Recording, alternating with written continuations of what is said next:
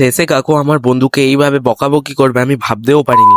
তো আজকে আমি এই ছেনা 200 টাকার নিয়ে পাশের এই আইসক্রিমের দোকানে প্রথমে আইসক্রিম খাবো, তারপর কাকুকে এই নোটটা দিয়ে দেখবো কাকু আমার এই নোটটা নেয় কিনা। তো সেই এক্সপেরিমেন্টটা করার জন্য আমি প্রথমেই কাকুর দোকানের সামনে চলে এলাম এবং কাকুকে একটা 50 টাকার মিল্ক শেক আইসক্রিম দিতে বললাম। কাকু তার আইসক্রিমের ফ্রিজ থেকে আমাদের জন্য শেকটা দিল এবং সেটা কাঁচের গ্লাসে ছিল আর অনেকটা থাকার কারণে সেই শেকটা আমার হাতে কিছুটা পড়েও গিয়েছিল। শেকটা আমার হাতে আসা মাত্র আমি লোভ সামলাতে না পেরে অর্ধেকটা খেয়ে নিলাম এবং আর অর্ধেকটা আমার বন্ধুকে দিয়ে দিলাম, কারণ আমাদের পয়সা 50-50 ভাগ ছিল আর বাকি অর্ধেকটাও শেষ করে দিল। টাকাটা দেওয়ার আগে আমি ছেঁড়া 200 টাকার নোটটা ভালো করে ভাঁজ করে নিলাম। তারপর গেলাম গ্লাসটা রাখার জন্য, কিন্তু গ্লাসটা ভুল জায়গায় রাখার জন্য কাকু আমাদের হালকা করে চেটে দিল।